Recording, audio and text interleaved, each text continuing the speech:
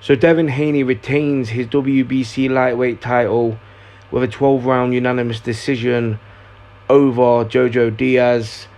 Two judges scored the fight, 117, 111, and one judge scored the fight, 116, 112, all in favour of Devin Haney. And I scored the fight very similar. I think I had it 117, 111 for Devin Haney as well. And it was a pretty technical fight. Both guys are very well schooled. Both guys seem to respect each other. So at times it was pretty cagey. Both guys were both trying to counter. It was that kind of fight, you know, you had two counter punchers, both trying to get shots off, make the other guy miss and make the other guy pay. And that's what we've seen in this fight. And Devin Haney, he was doing very well, you know, varying shots to the body and the head. He was trying to split the guard of Jojo Diaz, and he was doing that in the fight. A few shots were partially blocked as well by Jojo Diaz. He's got a very good high guard and he knows how to use it. And Devin Haney, you know, he was controlling the rounds, in my opinion. And Jojo Diaz, he was trying to rough Devin Haney up, get on the inside. But I feel like he didn't do enough. He wasn't throwing the amount of punches necessary to win the rounds. He won a few rounds here and there, but, you know, Devin Haney won the majority of the rounds, in my opinion. But, you know, Devin Haney, coming into this fight, a lot of people wanted a spectacular performance from Devin Haney. And they didn't get that tonight. This wasn't a spectacular performance by Devin Haney. This wasn't a performance that's going to make you go, wow, this guy is the #1 fighter at 135 pounds.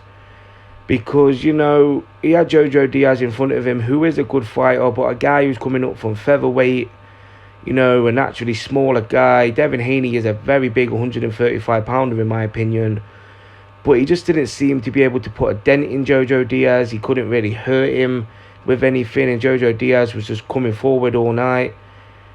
But, you know, Devin Haney wasn't doing anything spectacular. He wasn't, you know, hitting Jojo Diaz with anything that really affected him. So it was a very pedestrian performance, and you could just tell the fight was going to go to 12-round distance.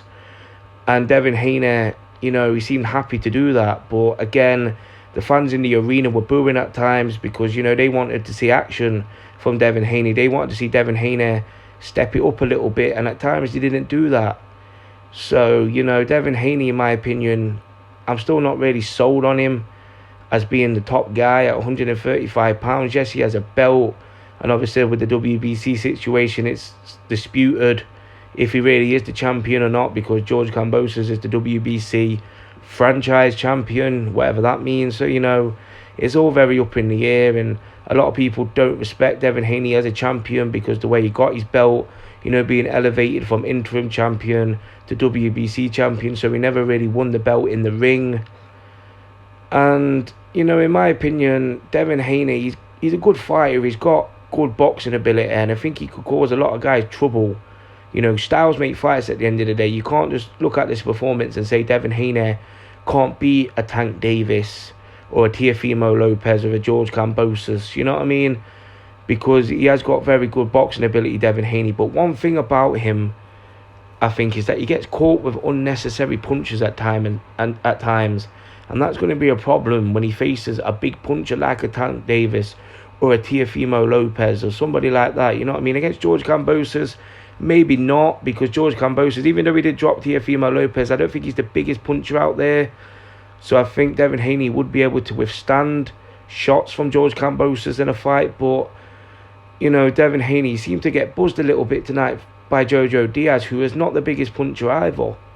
So, you know, at times that was a little bit concerning to see. And I think at times Devin Haney gets a little bit lapsadaisical, and he just leaves himself open and he gets chin checked. And you can't be doing that as you fighting bigger punchers and stuff like that. So yeah, Devin Haney is a very good boxer. I respect his boxing ability. He seems to have a very good boxing brain. He's very skillful. He's athletic. He's sharp. He's fast.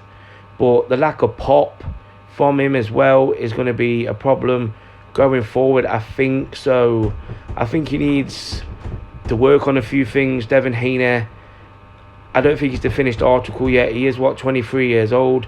So I think he's still got time to improve a little bit. But the boxing ability's there, the skill's there.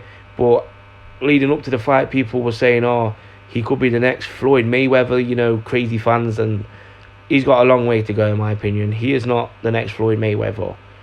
But, you know, he's going to be in interesting fights going forward. He's going to be in title fights. He's going to be in big fights. And it's going to be interesting to see if he can raise his game, because that's what he needs to do, in my opinion. So comment below in the comment section. What did you guys think of the fight? Did you enjoy it? Do you think it was a pedestrian performance? Comment below in the comment section. I'm out.